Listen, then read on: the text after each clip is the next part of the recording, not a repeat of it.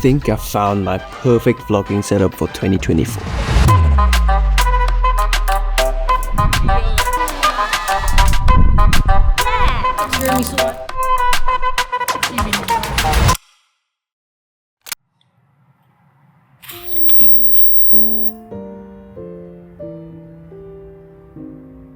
So I've been trying to get into this vlogging thing for the past 5 to 7 years. I've tried all kinds of cameras, big ones, small ones, prime lens, zoom lens, you name it. I've probably tried it, but it still never seemed like it was it. But now, I think I found something that works for me. There were a few things that I was looking for in this camera setup.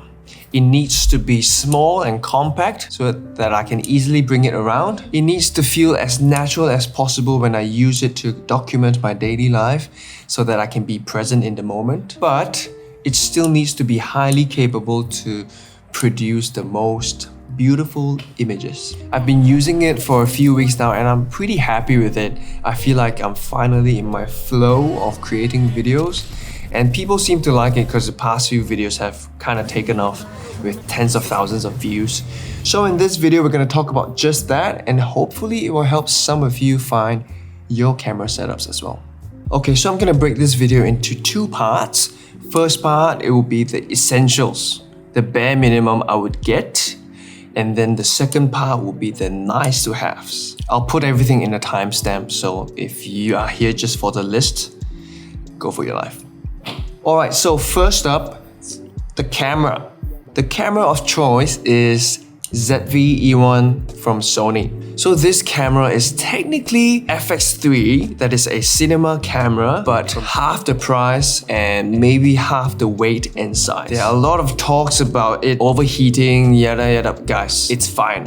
Unless you're shooting 1-2 hours of 4K 60 footages, which you probably shouldn't because it's for very specific kind of usage. It has worked perfectly for me. On top of vlogging and content creation stuff, I've done client jobs with this thing. I've done many kinds of projects with it and I've absolutely zero problems with it. Well, maybe in the summer if you shot outside under the sun for a long time, then maybe it wouldn't be the best, but I would assume many cameras wouldn't perform well in those situations anyways. Few key features that makes this camera highly capable.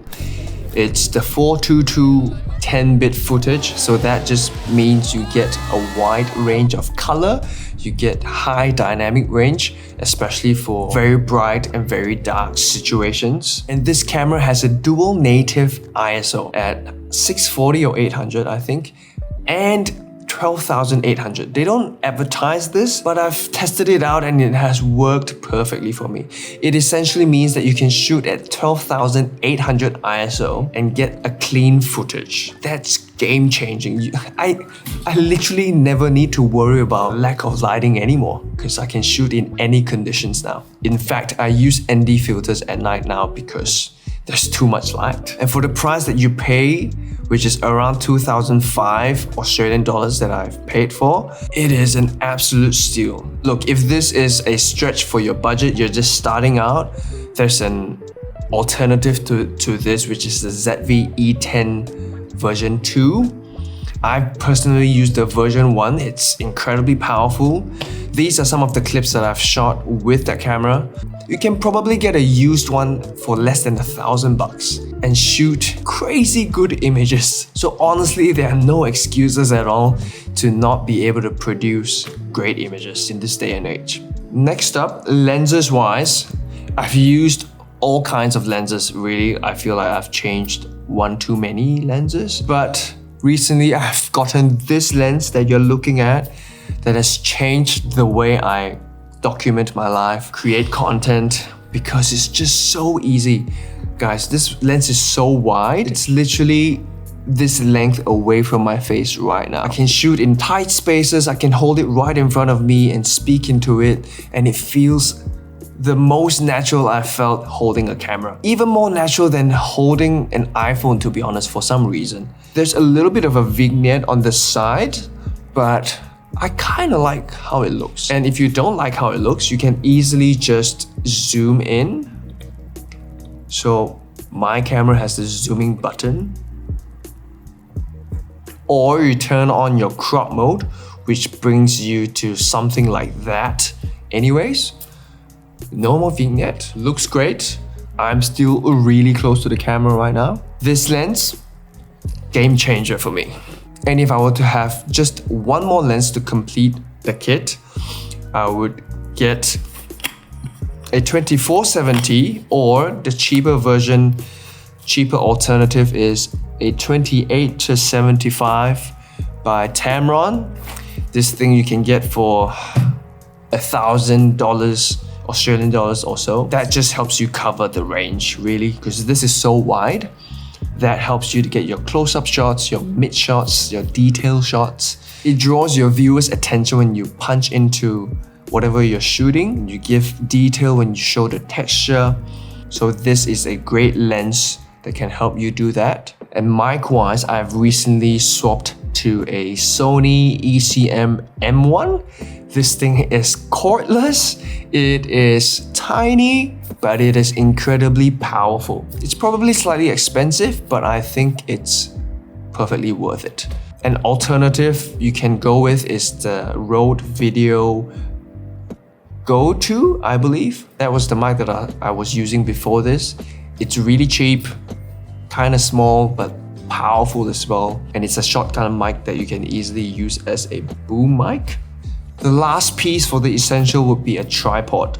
I have two main tripods. One that is a smaller version that I can easily chuck around on tables, hang on surfaces and all that. And my second tripod is this one, a taller version that is better for anything that you need to put on the floor and get higher shots off. This is actually one of the lightest weight but still reliable and solid tripod you can find out there. Probably the cheapest as well. It's the Ulanzi 0F007909. Honestly, Ulanzi have been killing it, and I'm not complaining. And the last piece of my essential would be an ND filter. So this is essentially like sunglasses for your lens. Because if you want to maintain your shutter speed and your aperture, but you need to bring down the brightness or exposure, you need something like that. So right now I'm just turning this ND filter thing to darken the shot. And that's pretty much my essentials, really. I can do so much already with these 6 things. But if you're someone that wants to go to the next level, you want to have a little bit more control in the images that you take, one main thing I would suggest to get is a good lighting. So right here in front of me, you can't really see it, but if I didn't have this lighting that I can control with my phone, this is me with my lantern light right in front of me, like touching it right now. That's how close it is to me, because when the light source is close to you, that's when it's the softest. This is with the light. This is without the light. I can make it brighter. I can make it darker. You can even change the temperature of this light. So that's handy. This light is called the Amaran 200X, paired with a aperture lantern, 90 cm I think. I'll link everything down in the description below if you're looking for that. And it's sitting on a C-stand with wheels so that I can easily roll it around.